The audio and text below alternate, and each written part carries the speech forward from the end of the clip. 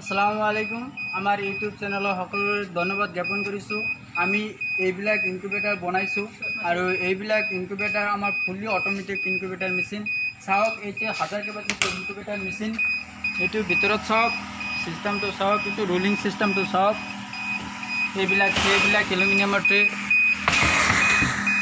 এইটো জনতালৈ যাব কলগাছি। এইবিলাক বস্তু নষ্ট নহয় আৰু এইবিলাক এলুমিনিয়ামৰ বস্তুবিলাক সকলোতকৈ ভাল। আৰু এইটো চাওক 300 কেপাচিটিৰ ইনকুবেটাৰ মেচিন। এইটো চাওক 300 কেপাচিটিৰ ইনকুবেটাৰ মেচিন। এইবিলাক মেচিন আজি ৰেডি হৈছে আৰু আমি এইবিলাক মেচিন কালিলৈ পাৰ্চেল কৰিম। এইবিলাক মেচিন যাই আছে, আমাৰ মেচিনবিলাক এভৰিডে যাই থাকে। আমাৰ লগত আপোনালোকে থাকক। আমাৰ মেচিনবিলাক কমতে দি আছোঁ।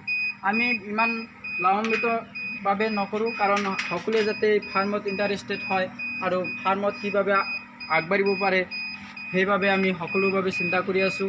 আৰু আপোনালোকে সকলোৱে আমাৰ ইউটিউব চেনেলৰ লগত জড়িত থাকক, আমাৰ লগত থাকক। কেনেকৈ মেচিনবিলাক বনাব পাৰি আৰু কেনেকৈ মেচিনবিলাকৰ ছেটিং কৰিব পাৰি, কেনেকৈ কৰিলে ৰিজাল্টটো ভাল হয়, 100% ৰিজাল্ট আহিব, তাৰ বাবে আমি আলোচনা কৰিম। আমি ভিডিঅ'বিলাকৰ নেক্সট এইবিলাকৰ বিষয়ে আলোচনা কৰি থাকিম।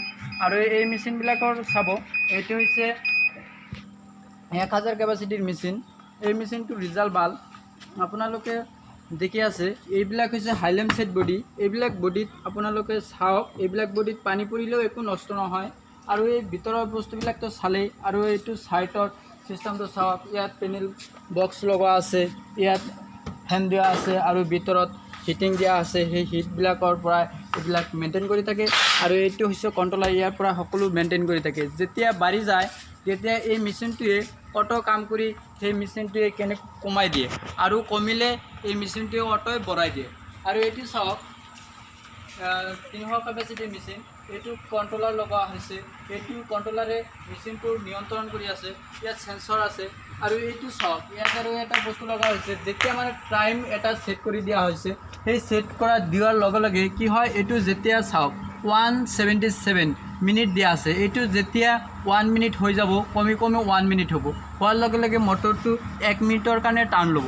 আৰু যেতিয়া এইটো আকৌ মানে 1 মিনিট টাৰ্ণ লোৱাৰ পিছত আকৌ নেক্সট 1.5 ঘণ্টাৰ পিছত এই মটৰটো আকৌ টাৰ্ণ ল'ব। এইটো ফুল্লি অটোমেটিক চিষ্টেমত টাৰ্ণ লৈ থাকে। আৰু এইটো মেচিনৰ ভিতৰত চাওক, এইটো মেচিনৰ কণীবিলাক কেনেকুৱা হৰিজেণ্টেল চিষ্টেমত থাকে। এইবিলাক কণীত ৰিজাল্ট ভাল, কাৰণ আমাৰ প্ৰাকৃতিক চিষ্টেমতে কণীবিলাক থাকে। প্ৰাকৃতিক চিষ্টেমত কণীবিলাক থাকিলে সেইবিলাকক মানে নষ্ট হোৱাৰ চান্স কম থাকে আৰু ৰিজাল্টটো ভাল হয়। আৰু এইটো মেচিন আমাৰ অসমৰ ভিতৰত এইটো মেচিনে আমাৰ নিচিনাকৈ, আৰু বেলেগৰ চিষ্টেমটো বেলেগ ধৰণৰ, কিন্তু আমাৰ মেচিনবিলাকৰ চিষ্টেমটো বেলেগ ধৰণৰ। আমাৰ মেচিনবিলাক সকলো অটোমেটিক মেচিন। আপোনালোকে অটোমেটিক মেচিনবিলাক কমতে পাব, কাৰণ আমি কমতে মেচিনবিলাক দি আছোঁ, কাৰণ সকলোৱে যাতে ফাৰ্মিঙত ইণ্টাৰেষ্টেড হয়, ফাৰ্মিঙৰ কামত আগবাঢ়িব পাৰে।